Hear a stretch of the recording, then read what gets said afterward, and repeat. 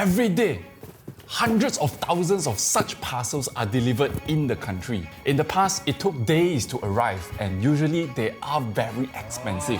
But today, we are talking about as fast as 24 hours or less to get things delivered. Have you ever wondered how this is done? The fun thing about investing is that apart from understanding the business to identify which companies are good to grow your wealth, it also helps you to be aware of how the world operates. Just like how this parcel is delivered to me within a day. Since we're talking about parcels, let's go and visit one of the largest logistics companies in Malaysia. They just spent 25 million ringgit to build an automatic sorting hub that could sort 350,000 shipments a day. That company is GDEX. It's a homegrown logistic company that has grown to worth 1 billion ringgit today. And we will see how sorting is being done when parcels are with logistic companies and how they handle our stuff there. Let's go.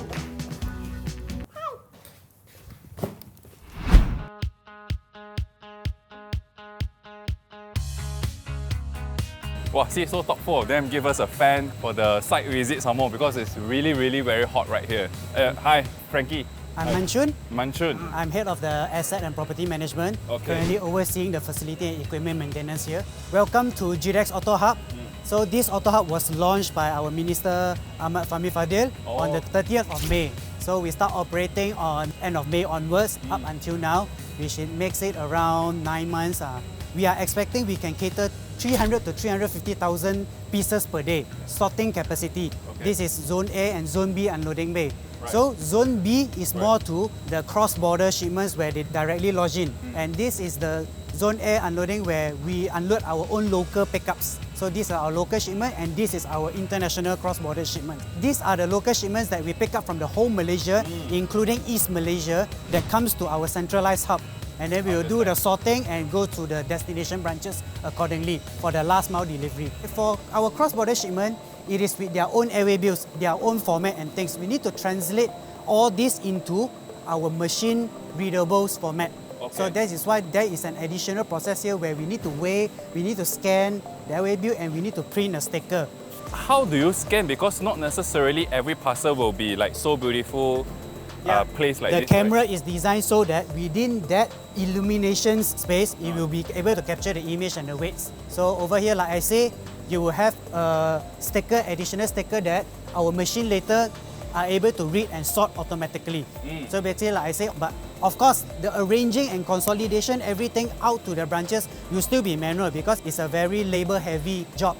Yeah, now that you mention it, now I realize that there's actually not many people working in the factory. In the middle of the sorting, there's not many. You will see more heavily at the outer part where we want to outbound it to the branches and stuff. And we are operating at such huge amount. And don't be surprised that we can clear it all by 3 am, 4 am, all of this. Oh, so big pile. Yes. One day, less than 1 day you That's can why finish. we are aiming to clear 300 to 350k pieces per day. And now, current volume for GDEX now, we average at 120 to 150k.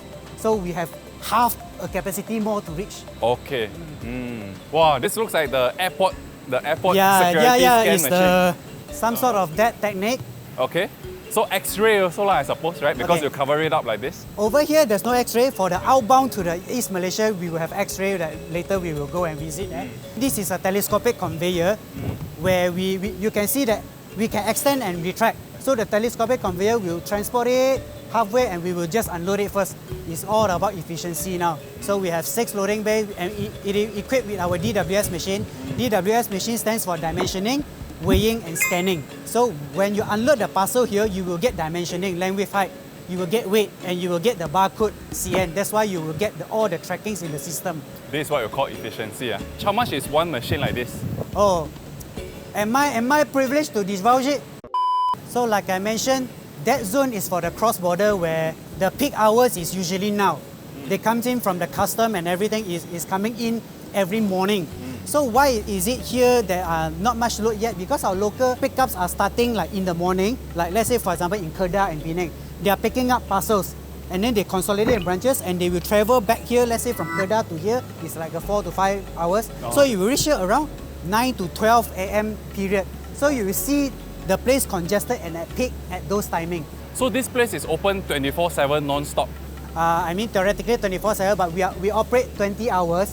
The 4 hours is for some repair or maintenance job lah, to I upkeep the see. maintenance. So when you say your capacity, you have about half to cover, is based on 20-hour shift lah. Yes. So if you move it up to 24 hours, so actually you can do more things one, right? Yeah, theoretically, Okay. yes. This is one of the sorting equipment, which is the wheel sorter. It will sort left and right. After it goes through the DWS machine, Okay. it will capture a value that's saying, okay, this goes to conveyor A, this goes to conveyor B. If not A and B, you go to either C or D. So all this equipment is designed by you, or you just buy from other people and then you plug and play? At the design phases, we discuss very frequently with our vendor on Okay. how it can suit GDEX. Right. So of course, the design itself, I don't draw it on the engineering or what. Okay, but you tell them what are the specs that you want, then they build Yes, it for correct. you lah. Just out of curiosity, what if lah? I know the chance is very low. What if there's one parcel going to one specific location and then there's no more parcel going there? You still need to do the work Yes. and send it Yep. there, right? Yes. Even though the cost might be very high. Because the scanning has already been captured, and then in our website to our customer is already say we have already received, and Okay. we will be sending it out. So Okay. we have to commit to that. Right. For every shoot, we have our station code. Okay. So the machine reads, like I say, the barcodes, and then we track the value. Then it will drop accordingly. They will sort accordingly. Right. Without human sorting, the humans are only for putting it on the weighing scale and let it register. How many sort of stations are there? 240. 240. Wow. And it is not utilized fully yet. I can I'm see. I'm yeah. only utilizing like 60% of it. Right. So I mean we have more capacity to expand. Later, let's say if I have a special project, I need a special shoot to sort it out, we can do that anytime. And I see that you still have extra space here, right? Actually, for your expansion. It is like at night it will be very full. You Oh, can very imagine full. that at night it will be very full.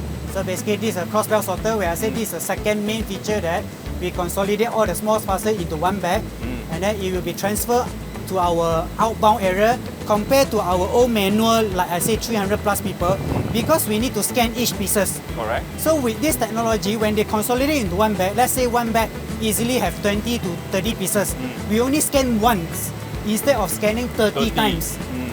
Because with this system, I already know what 20 pieces already went into that bag with Yep. a manifest number. Yep. So the tracking all is there, already recorded. Yeah, so as we move to the back, I also realized that there are more and more people over here. Yeah, this is the, like I say, front end you see lesser people. Yes. Back end will be the more people because they need to arrange. I would say this is the ending part. Like you see the arrangement, Right. we have to do it as cubic as possible because Yeah. when you go into the line haul container, it has to be square enough. If you give an all size, it will like, you Then waste the capacity. Like yeah, this part here, then not so good already, lor. yeah. Right? This, I believe it will put on the tail. I see. So basically, this is the most outer part where just now we say we consolidate into cages and then. So this is the point where we will hand over to our line haul drivers. At night, we'll be parked here, everything parked here. They are waiting for the handovers so that we will just load into our line hauls and then they depart according to their schedule. How many trucks does GDEX have? Do you know the number? Total, I know the total is around 1,500 trucks, Okay. all sizes lah, ranging from 1 tonner to the 10 tonner and trailers. So what's your first impression, one glance on? Okay. So before I came, right, I have the impression where you have a lot of robots running around, like, you know, Alibaba's sorting center. That is a warehouse and Yes. DC concept. Correct. Because we are the sorting part where we don't do the warehousing. You can imagine we are receiving raw material Yeah. and sending out raw materials. We don't Correct. translate the product like in the manufacturing sector. So basically what you give us, supposedly we have to transfer this thing out. So there's like no, of course robot is good. So this part is the X-ray machine that you mentioned. Right. Why only an X-ray machine here? Because this will be outbound to our East Malaysia via flight to our Sabah Sarawak. Right. How come you go Sabah Sarawak, you have to do X-ray scan one? Yeah, because before the X-ray machine implementation, we normally has a lot of rejection. Let's say in a bag, they detected a dangerous item category, such as liquid, alcohol, aerosol especially. So they will reject the whole bag, which Oh. it is a cost for us. Oh. When you reject, you will have to come back, we have to do additional process of unbagging, identifying which parcel, which is before the X-ray, we can't see through the parcel. We can just guess, oh, maybe this one, maybe this one. So it's a redundant work, right? So we just invest in an X-ray machine and then train some operators to see the images. At one glance, we see, okay, this bag actually have a DG. We'll pull out first instead of going out. I have a question, right? So far, whatever that you show me is all about parcels coming into Malaysia, and then from here, how it distribute in Peninsular Malaysia. How come you didn't mention about getting parcels here to be shipped outbound to overseas, to Vietnam, Singapore, and Indonesia? Of course, we have an international department. Okay. Oh, it's not here lah. It's not here, it's over there. But the shipment, if it's going to Singapore and other international, it will be sorted here as well. Okay. Then we consolidate and we transfer back to our HQ where our international department will process it accordingly. But of course, our global sales department will have a strategy on how to increase the numbers of these international shipments. Yes, GDEX is a homegrown company, so we emphasize a lot of the local shipments as of now. Of course, with the GDEX 2.0 initiative, we're expanding out globally. And with the facility, with this Autohub sorting facility, why waste it? Alright, so where we are right now is at GDEX meeting room. As you can see over here, there's a lot of people inside there. These people, they are the analysts and the fund managers of various funds. And why they are here today is to get some updates from the CEO of GDEX, Mr. Tiong. And Mr. Tiong is going to share with us about what has been happening in the company, what are the major updates, and how is it going to look like in 2024. So right now, I'm going to bring you all inside to sit together in this analyst briefing. Come on, let's go. So the opportunity came in 2000 when GDEX is for sale. I just jumped into the thing. I buy over the company, but I didn't know how to run the business. First thing, I go in and start to understand, because the book say the debt is 2 million. But after understanding, it's actually 8 million. What? Because a lot of under-reporting and things like that. So what actually bring us the type of things that we learn? One is actually we learn from this company, there are more institutions. We learn about governance policies, that kind of thing. We also learn how to slow down, because when you have governance policy, you don't do business as fast. But at the same time, we also understand how to scale up things. So all in all, I think the journey is a very bumpy ride in GDEX. Although you find that GDEX are doing quite well, but along the way, we have some very tough spots. So the toughest is actually like 2017, like that, 2016, when actually there's a lot of startups came into Malaysia. They raised billions of dollars and they try to go for market share. And when a company got billions of dollars, when they actually go after you, they're going to be very unconventional. Because how to get market, for example, some of them, they go to our big customers, they can give free 2 months delivery first. That is the time our profit just go into a loss, because suddenly you got like sometimes 15% of your revenue just overnight gone. So you have to build new revenue. Now all these things actually make us realize that we have to evolve. So I think that is the time when we actually acquire our first tech company, that is Webbytes. So important thing is our legacy system. We need to migrate to a more cloud, to an app type of design. You see. So it's the start of a redesigning of all the system that we have.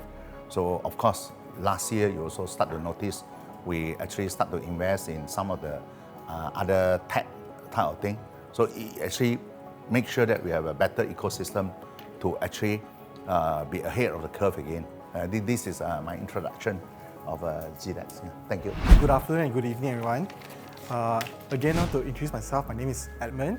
I helm global sales. Well, I started off my journey in GDEX doing business development. The time was known as business development. So what this team was is actually we are a team of sales, IT engineers, business analysts, and at the time we were thinking about, hey, how can we really help merchants at the time, this was about 7 years ago, to actually really scale their business.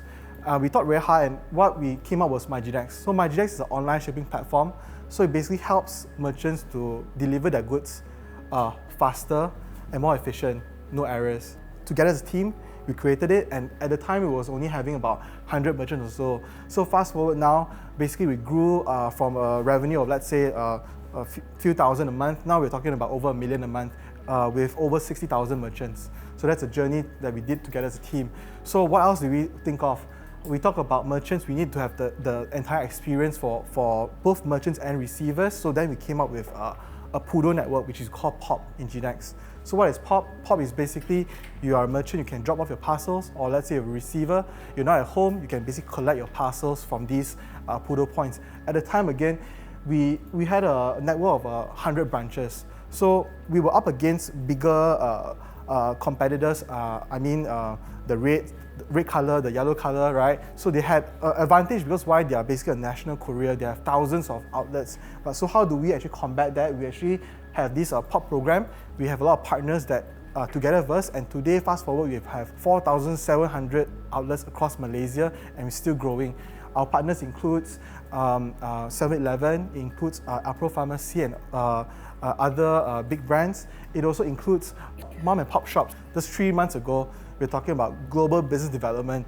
I think at the time, what happened was really there was one project that really spearheaded this dream.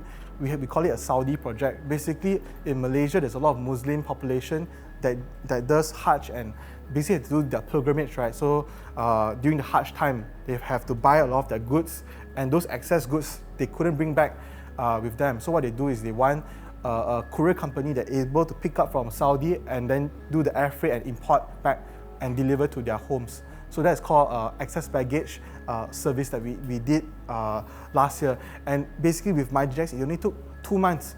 When we talk about expanding our country, last time it took years to expand to a new country, but with systems nowadays, we can duplicate it even faster. 2 months we set it up. And this year, our dreams is to be even more global, and hence why we call it ourselves global business development. So we will cover things like, these are the one example, it's called MyGDEX. We'll duplicate to more countries in the coming years. We will put logistics as one of our growth engines. When I say logistics, we're talking about warehousing and freight. That was actually an area that we didn't really focus on previously, but now with the whole team, we are going to spearhead this.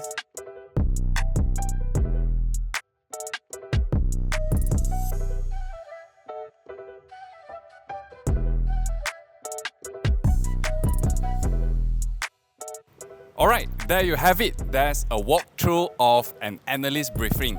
Just now we went to the Autohub. The management showed us some of the interesting insights about the new factory inside, right? It is almost fully automated. And then after that, it continued. Mr. Tiong, the CEO of the company, shared with us some of the insights of the company. Just now the meeting was a little bit long, so I asked permission from Mr. Tiong to see whether we can interview him exclusively. And the good news is he agreed to that. So in the next episode, stay tuned because you will get more insights about the company. So stay tuned and check out.